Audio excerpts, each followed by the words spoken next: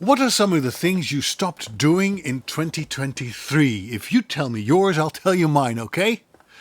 Over the years, I've blogged about best business practices for freelancers, and you can find them by going to nethervoice.com, my website, and when you scroll down on the home page, you'll see a list of categories that reflect the things I have written about, and most of them, I'm happy to say, are still quite relevant. Those are the do's, but they are just one side of the same coin. The other side is a list of don'ts, things I stopped doing as a freelancer. Things that have helped me run a sustainable business for years and years and years because I did not do them. Now, here's something you might recognize. The older I get, the easier it is to say no to certain things. One is the need to please people. I remember when I just got started, I was ready to work with any client on any project for practically any fee because it was such good experience, such good practice. I was building a portfolio. Ooh. It was one of the biggest mistakes I ever made. Today I realize that just as a client chooses to work with me, it is my choice to work with that client. Just because I can doesn't mean I have to. I'm not right for every client, and not every client is right for me. Can you really afford to say no? Asked a colleague. I told her my business isn't built based on the clients I say no to. It's built on the clients I say yes to. I became a freelancer to be free and not some subservient doormat that acts out of fear, desperation, or depression. I don't need to win every audition and feel sad when I don't. In fact, most of my jobs are not even the result of auditions. They come from invitations. And when you don't need to win a client over because they really want to work with you, you negotiate from a position of strength.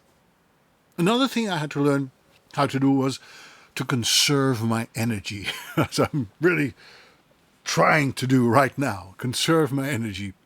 I used to be very, very busy, priding myself in how much I was able to accomplish in a day. Like any good American, my job was my identity and my self-worth was linked to my work. Today, I see my work as something I do and not as something I am. It does give my life some meaning, absolutely, but my professional accomplishments don't determine how good I feel about myself. If I were to call it quits today, honestly, no more voiceovers for me, I would not shed one tear. If people prefer AI, let them have AI. There is a market for margarine and for real organic butter, and if you can't prove that your butter tastes better, find another job. After my stroke, I had to learn to let go. I had to let go of my expectations of what my mind and my body would be able to do for me on a daily basis. I admit it was tough for me to accept, but I didn't feel like having another possibly fatal stroke, or for things to change. I had to change. I stopped judging myself by other people's standards. Other men my age can drive cars. I cannot. Other men my age handle their own finances. I cannot. Other men my age can put in 8-hour days. I cannot. And if I would look at the long list of things I can no longer do, or am no longer allowed to do by my doctors, I would end up in a dark, dark place. But there's a reason I'm still here. So I choose to dwell on the things I can still do. I choose to spend my time wisely and not work on meaningless projects for disrespectful clients at insulting rates.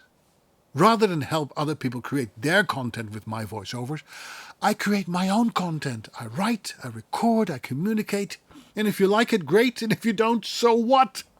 My self-respect does not depend on clicks, outside validation, awards, or on the number of followers. It took me years to get 5,000 followers on Instagram, and one stupid hack wiped everything away within a day and forced me to start from scratch. It was a house built on sand, determined by algorithms, designed by a system that favors sensationalism and entertainment.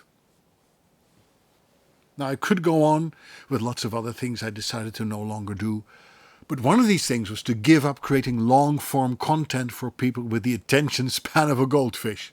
So let's end it right here. I see you soon. Bye.